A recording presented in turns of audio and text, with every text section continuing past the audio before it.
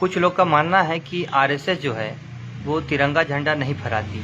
इसके पीछे क्या कारण है, थोड़ा इसका डिटेल में बताइएगा। जी, आपका जैसा कहना है कि आरएसएस अपने हेडक्वार्टर पर भारतीय तिरंगा नहीं फहराती, इसके पीछे का सही कारण आम लोगों को नहीं मालूम है। मैं चाहता हूं कि आपके माध्यम से लोगों को पता चले कि इसका सही कारण क्या है। देखिए, भारतीय तिरंगा हमारे राष्ट्रीय गौरव का प्रतीक रहा है।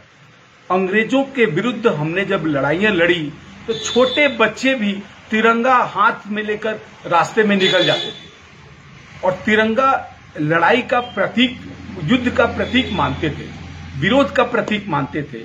अचानक ऐसा क्या हो गया कि आरएसएस जैसी संस्था अपना तिरंगा, हमारे देश का गौरव अपने हेडक्वार्टर पर नहीं फहराती। देखिए, हमारा देश 15 अगस्त 1947 को आजाद हुआ। आजादी के बाद तब की सरकार ने भारतीय झंडा अधिनियम 1950 लागू किया।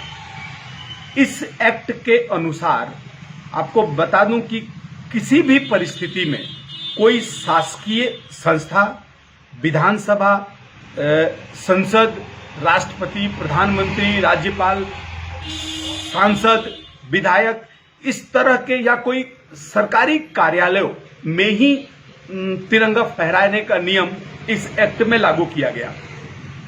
अगर कोई इन संस्थाओं से बाहर तिरंगा फहराता है तो वो अपराध माना गया और उसमें कारावास की सजा का प्रावधान किया गया। आपको बता दूं कि आरएसएस कोई राष्ट्रीय कोई सरकारी संगठन नहीं है और ना ही वो संसद है, ना विधानसभा है, ना सांसद है, ना विधायक है, ना वो कोई सरकारी अधिकारी है। इस कारण आरएसएस अगर भारतीय तिरंगा झंडा को अपने हेडक्वार्टर पर या किसी भी कार्यालय में फहराती है तो ये अपराध माना जाता और इसके तहत उसके प्रमुख को कारावास की सजा हो सकती थी। इस कारण से आरएसएस लंबे समय तक, आजादी के बाद लंबे समय तक अपने हेडक्वार्टर पर या अन्य कार्यालयों पर कभी तिरंगा नहीं फहराया। मैं आपको एक और चीज ध्यान में लाना चाहता हूं। आरएसएस में कोई प्रमुख पद नहीं होता।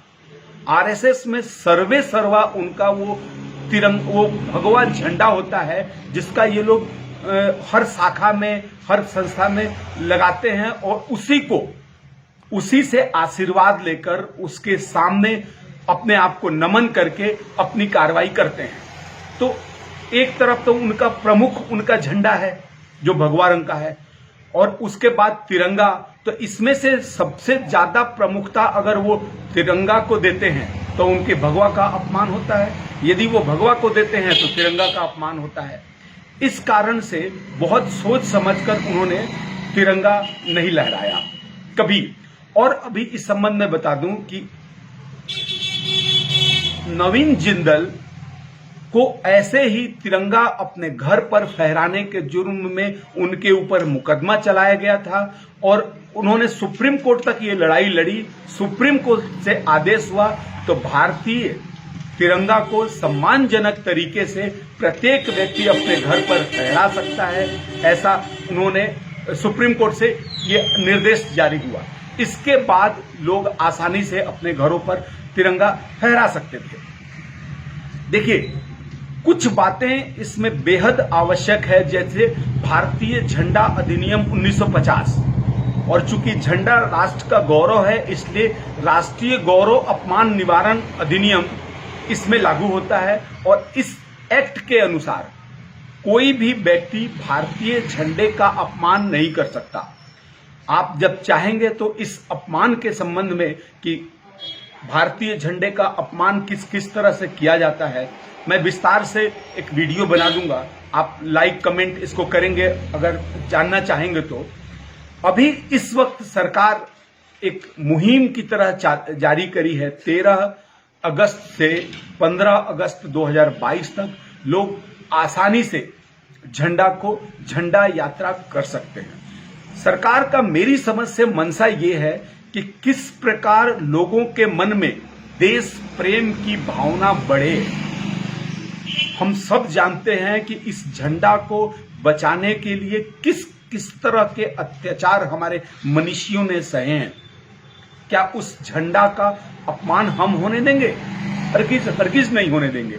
सरकार ये चाहती है कि झंडा के प्रति लोगों के मन में श्रद्धा हो और प्रेम उमड़े, लेकिन आप बिल्कुल झंडा फहराइए, झंडा यात्रा करिए, लेकिन किसी भी तरह से भारतीय झंडे का अपमान करने से बचिए। धन्यवाद।